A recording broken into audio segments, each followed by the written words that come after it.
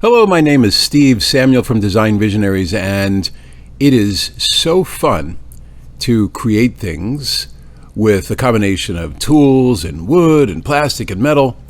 It is certainly my life's work, and what I've found is that even in this day of high-end computer-aided design tools, NX being one of them, there's many others that I use, I find that creating the hand sketch is still very, very useful.